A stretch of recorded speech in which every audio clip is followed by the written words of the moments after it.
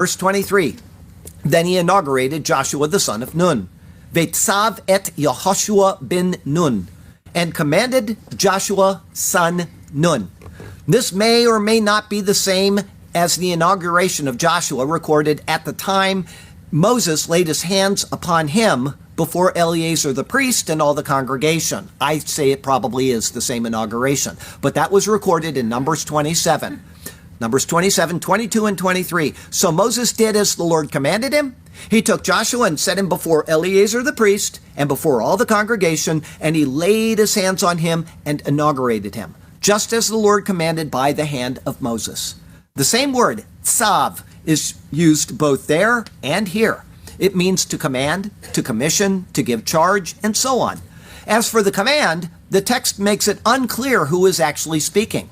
One would initially think it was Moses, based on the connection to the previous verse. And yet in the next clause, it will be in the first person and appear to be the Lord. This is my translation of these verses. And Moses wrote this song on that same day, and he taught it to the children of Israel, and he, capital, commanded Joshua, son of Nun, and said, be strong and be strengthened, for you shall bring the children of Israel into the land which I swore to them, and I will be with you.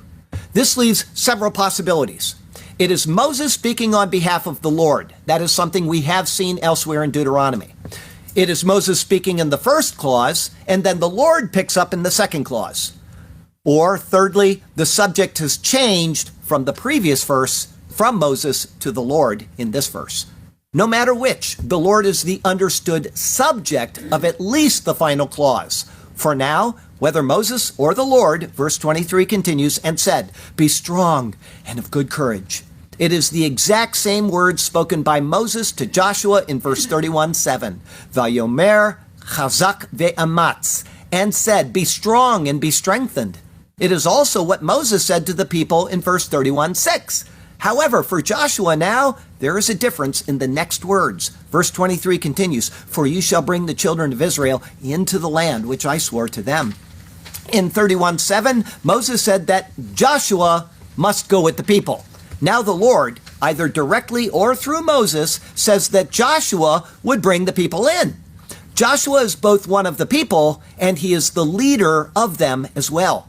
Such is true with Christ. He was both of Israel, and he is the leader who will bring them into the inheritance. If you don't know what I'm talking about, go and read the book of Hebrews. It's very clearly stated there. The Lord swore to Israel that he would bring them in, and he will do exactly as he swore, using Joshua as his instrument to make it come about. Likewise, the promised rest for Israel will come to them, and Jesus is the instrument by which that will come to pass. The Lord has spoken, and he will perform, as he next notes, verse 20.